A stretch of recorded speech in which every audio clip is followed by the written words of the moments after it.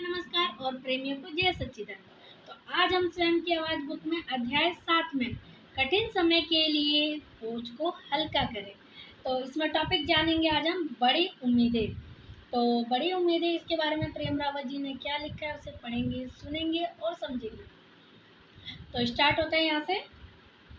एक तरह से कठिन समय के द्वारा हम ये देखकर अपनी मदद कर सकते हैं कि अपेक्षाएं हमारे अनुभव को कैसे आकार दे रही हैं।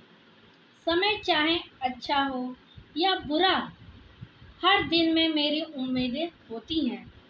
मुझे अपनी अलार्म घड़ी से उम्मीदें हैं।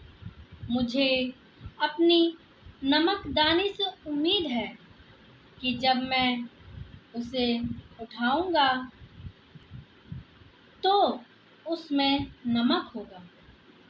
उम्मीद रखना ठीक है, जब तक हम ये समझते हैं कि उम्मीदें हमेशा पूरी नहीं होगी। जैसा कि बॉक्सर पाम टायसन ने बड़े स्पष्ट रूप से कहा, हर किसी के पास एक योजना होती है जब तक कि उन्हें मुंह में भूसा नहीं लग जाता।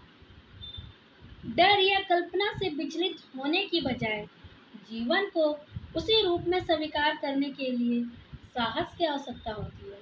जो कुछ है उसके बारे में स्पष्टता हमें ढेर सारे तनाव से बचा सकती है। या जैसा कि सैनिका ने व्यक्त किया, हम वास्तविकता से ज़्यादा कल्पना से दुखी होते हैं। आगे है, क्या होता है जब आपकी उम्मीदें आपका हाथ पकड़कर आपको चलाने लग जाती है।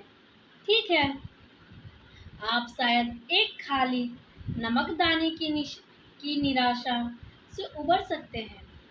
मैं कुछ ऐसे लोगों को जानता हूँ जिन्हें इलेक्ट्रॉनिक्स ने अगर काम करना बंद कर दिया तो वे बिखर सकते हैं, लेकिन वे जीवित रहेंगे।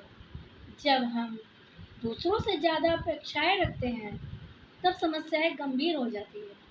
अधूरी इच्छाओं के कारण क्रोध और उदासी पैदा होती है, जिससे रिश्ते टूट जाते हैं और इससे बहुत गड़बड़ हो सकती है। आगे है,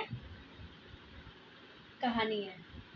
एक बार एक जवान किसान था जिसे हर हफ्ते अपनी उपज के भारी थैलों को हाथ में उठाकर बाजार तक ले जाना पड़ता था। ये कठिन काम था और उसकी भी एक सीमा थी। वह अकेले कितना सामान ले जा पाता, इसलिए उसने कड़ी मेहनत की, बचत की और एक गधा खरीदने का निर्णय लिया। उसकी पत्नी उससे असहमत थी। उसने कहा कि उन्हें गाय की जरूरत है, क्योंकि गाय उन्हें दूध और मक्खन देगी। उन्होंने गधे की जगह एक गाय ले ली। भारी बैग ले जाने का वह दुख कम नहीं हुआ, लेकिन वह फिर भी कड़ी मेहनत करता रहा, जब तक कि उसके पास एक गधा खरीदने के लिए फिर से पर्याप्त पैसा ना हो पाया। गधे ने उसकी जिंदगी बदल दी। समस्या ये थी कि उनके आंगन में बहुत कम जगह थी और बहुत जल्दी गाय काफ़ी बड़ी हो गई। गधा अब डर के कारण दुखी रहने लगा। दरअसल गधे को अब कुचले जाने का खतरा था। वह आदमी इस स्थिति से निराश हो गया और उसने भगवान से प्रार्थना की, हे भगवान, ऐसे नहीं चल सकता। कृपया आप गाय को मार दें, तब मेरे गधे को उतनी जगह मिल सकती है जितनी उसे आवश्यकता है। अगली सुबह जब वह उठता है तो देखता है कि गधा मर गया है।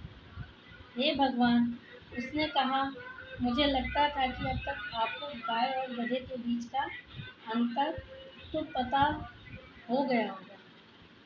ये समझने की बात है। अगर आप प्रेम रावत जी को सुनना और समझना चाहते हैं तो मैं उनका लिंक डिस्क्रिप्शन में डाल दूँ। आप उन्हें सुनिए, समझिए और फॉलो कीजिए।